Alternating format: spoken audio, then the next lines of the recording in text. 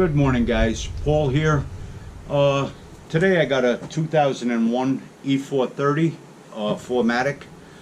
I'm getting fault codes for a transmission issue plus module N153. I replaced the transmission control module in this. It was saturated with oil.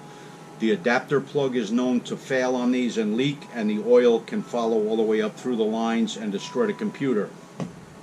So what I did when I got the car, this is the $300 Mercedes. I did coolant, oil change, everything, rear end, differentials.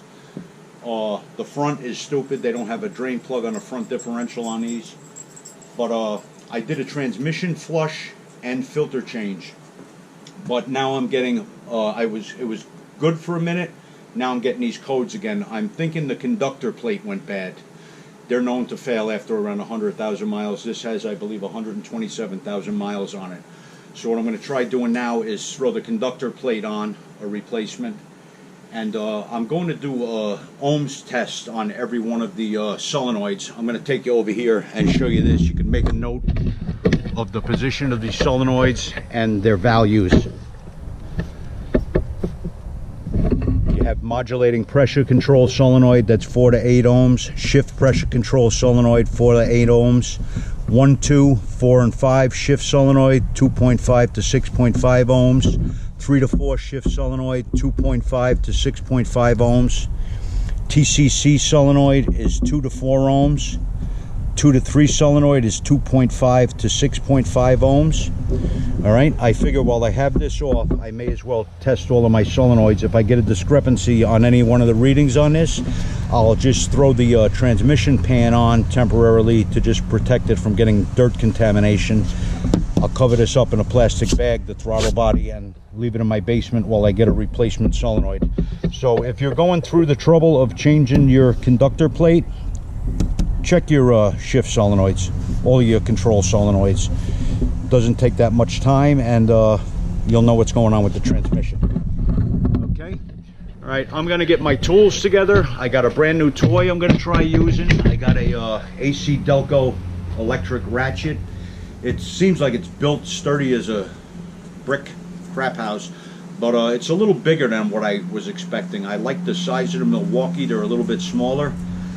But this looked like it was built well. It was on sale. I got it for, I think, 140 bucks or $148. And I looked that the batteries were cheaper and I can get access to parts for it. So we're going to see how that works today. All right, we'll be back. Let me get my tools. Stop recording. I took a 5mm. I got this car, just so you know, I got the front half on ramps and I jacked up the back from the rear differential. And then I put jack stands under it on the jacking points.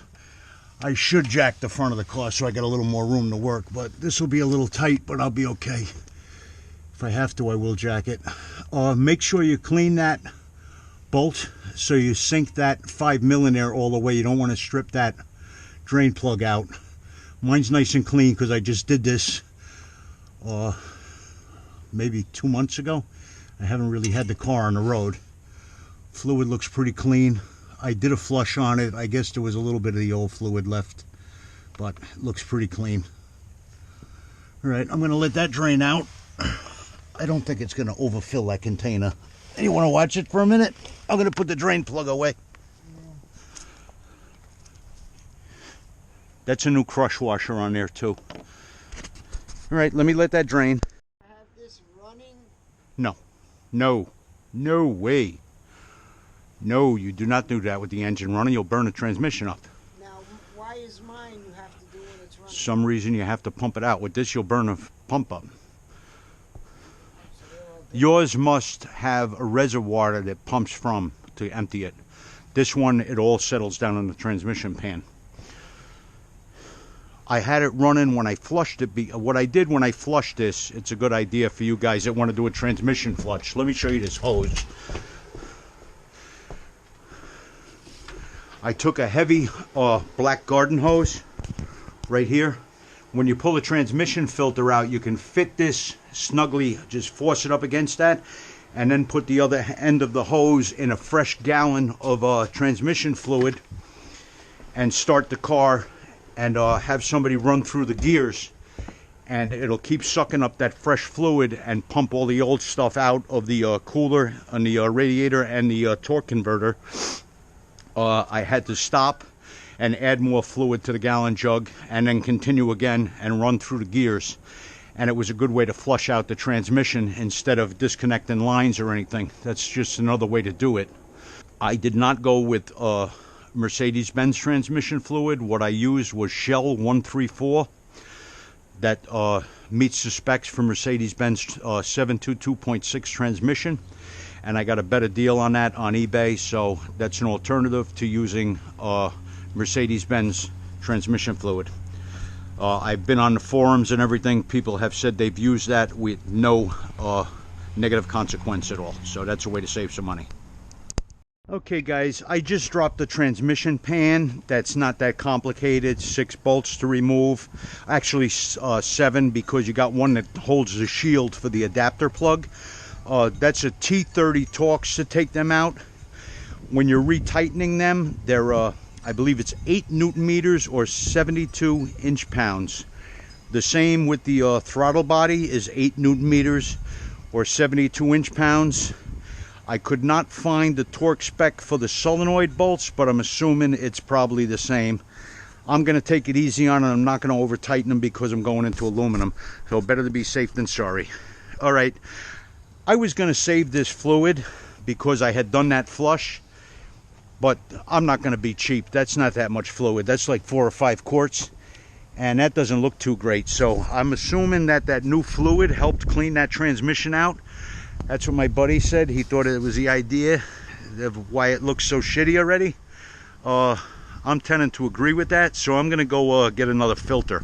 I'm going to throw a new filter in it and replace that with fresh transmission fluid. Cheap is expensive when it comes to certain things. I would rather spend a few bucks on oil than spend over $1,000 something on a transmission. All right. Okay, I got the conductor plate out. The side with the spring is on the driver's side on a left-hand drive vehicle. These covers, you just lift from the outside, they pop off. Same with this one, lift from the outside and it'll pop off. Again, it's a T30 here.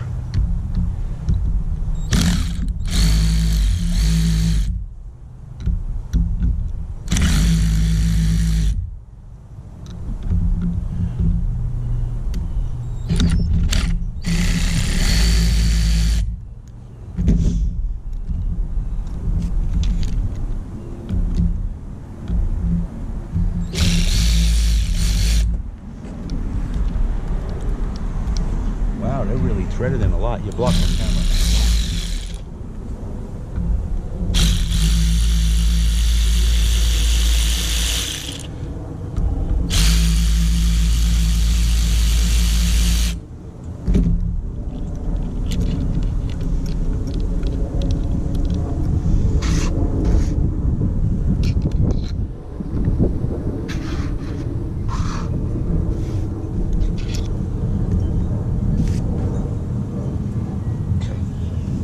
Got to reverse my picture here. I had my my reference paper with the solenoids backwards, so I just flipped my reference paper around. Now I got a multimeter. I'm going to do an ohms test reading on each one of these solenoids.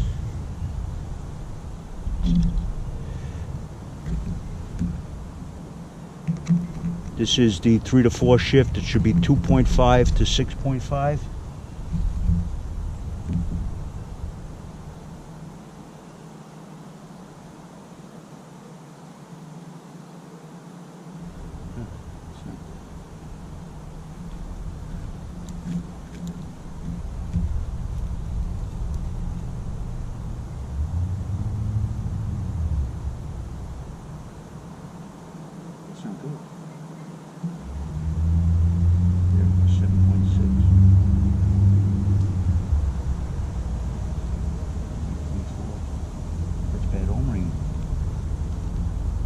Solenoid's bad.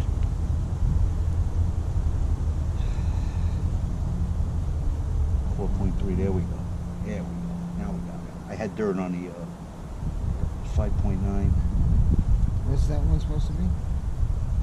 2.5 to 6.5. That's good. 4.8. Good. For a second, I thought we were putting the cover back. So did I. I thought we were doing. No, I would have just put the solenoid. I would have got a solenoid. This is 2.5 to 6.5 again. 5.2, 6.2. That's good. Do you remember where are you putting them? Put them in order that they come out. Absolutely. Plus the transmission would work.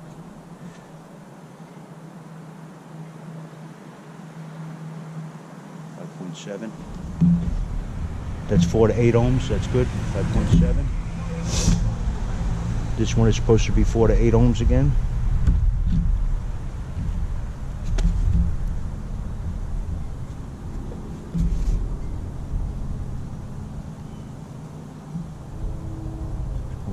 That's good. This is supposed to be 2.5 to 6.5.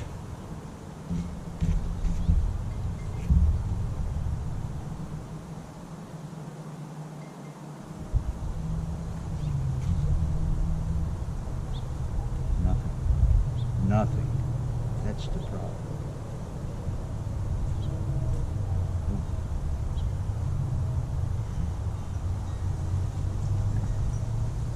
That's not good. The solenoid may be shot, Frank. That wouldn't help. No, it wouldn't help. That would be a problem. This is the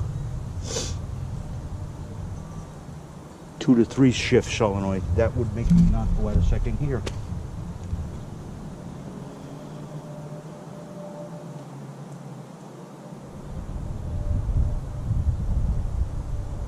No, it's just 4.7. 4.7. That's good. It's good. It could be all this crud in here too, you know? Yep. That could interfere with the connections on the adapter, on the conductor plate. Yep. TCC solenoid 2 to 4 ohms.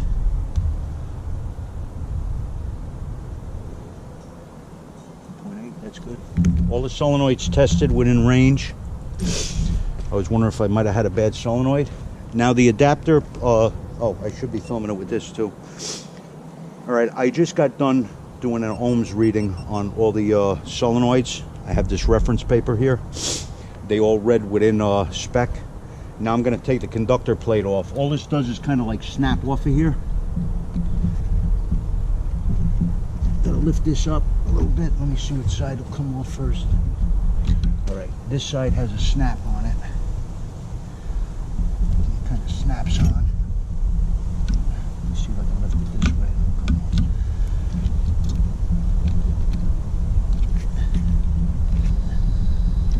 It's giving me a hard time because I'm trying to film it.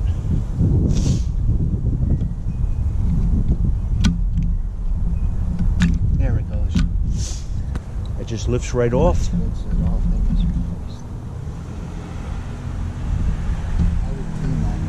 I'm going to clean it down, yeah. I'm going to clean this throttle body up. Pretty shitty. I don't want to get any debris in here. There's supposed to be screens in here. And a couple of these. There they are.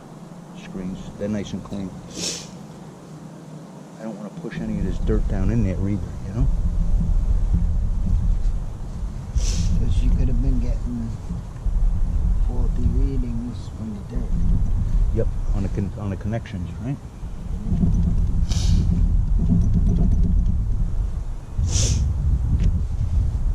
What I'm going to do, I'm just going to rinse this right here. Oh, there goes that cylinder moving. That's a shift cylinder. That's a shift solenoid. What are you going to do? I'm going to spray it with brake clean real quick. I don't want to get brake clean down in the valve body though either. No. You know, I'm not going to do that. I'm just going to pour that off and wipe it out. All right, I'm just going to pour that fluid off and wipe this up. I don't want to hit it with brake clean because I don't want to get brake clean in the valve body and screw anything up in there. All right, let me clean this up and then we'll put the new conductor plate on there. there's a hole here that this pin goes into as a guide right here.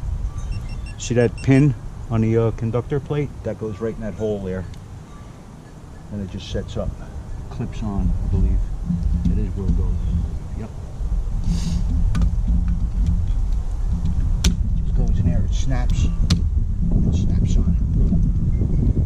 Push that in, and then it snaps on. And then the solenoids go back.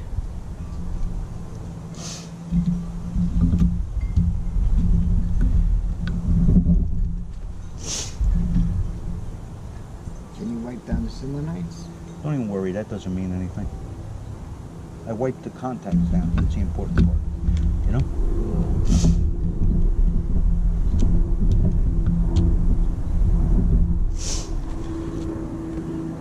I'm not worried about a little bit of pretty looking stuff on the solenoid. I'm more worried about the contacts. They're nice and clean, and they're clean.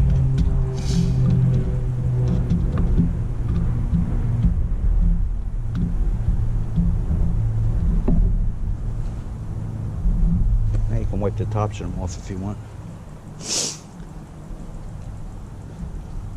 I believe that these are probably 72 inch-pounds as well. I could not find a torque spec on the retainer bolts. So I'm going to set my torque wrench to 72, but I'm going to pay attention to how it's feeling. If it feels like it's tight enough and I'm going a little too much on here, I'm not going to go to 72.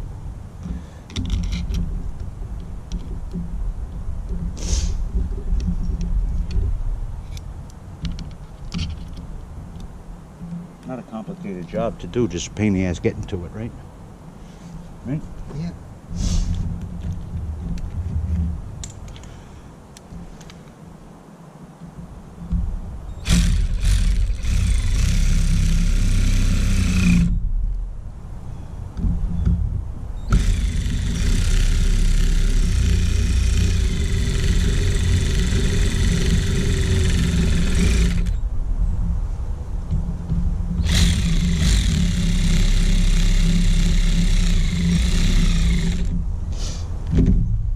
All right, let me get my inch-pound torque wrench.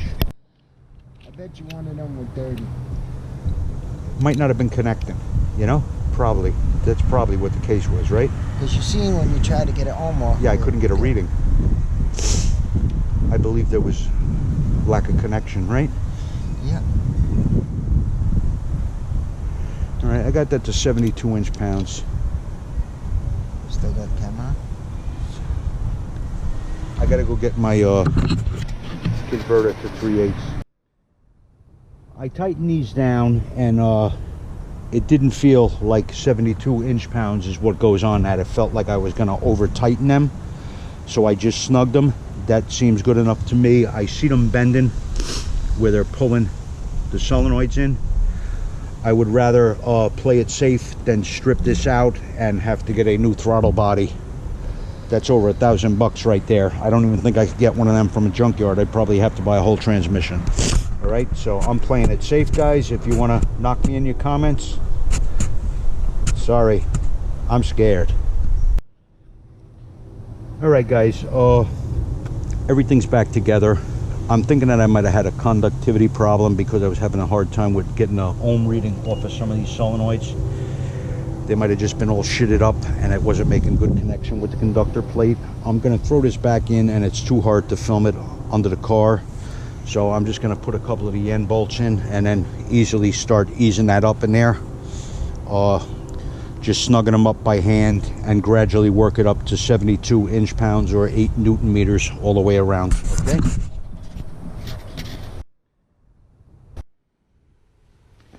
Hi guys, Paul here. Yesterday I made a video on doing a 722.6 Mercedes transmission conductor plate change. It's basically just a bunch of wrenching, you know, and then testing the solenoids with a multimeter on the ohm reading. I did want to show you something with this adapter plug. When you go under the transmission, it's on the passenger side on a left-hand drive vehicle in the front of the transmission. It's going to have this tab at about the 11 o'clock position. You're going to get a pick tool up in there and then just bring that down to about 7 or 8 o'clock position, and then your plug comes off. Make sure when you take it off there's a 7mm bolt inside. make sure that both O-rings come out of that housing, because there's 2 O-rings on there. When you reinstall it, I recommend lubricating these and the O-ring on the computer plug. I use silicone, 100% pure silicone lubricant. It's safe for O-rings. When you put it back in, you got to make sure down at around the 7 or 8 o'clock position, you go to like clicks. Then it's ready to receive the plug, or else you're not going to be able to get the plug in there. The tools you're going to need for this job are 5mm hex or Allen for the drain plug on the transmission, a T30 for the valve body and pan bolts. When you're taking the pan bolts off and the little brackets, you got to watch the one corner where the transmission plug is a different block, so that's got to be put back in the same position. When you're removing the valve body, every one of those T30 bolts on the valve body itself come out, with the exception of the 2 that are holding that spring on, that metal like leaf spring that's to the shifter. That can stay in. You don't need to remove those 2. Okay guys? Okay, bye bye.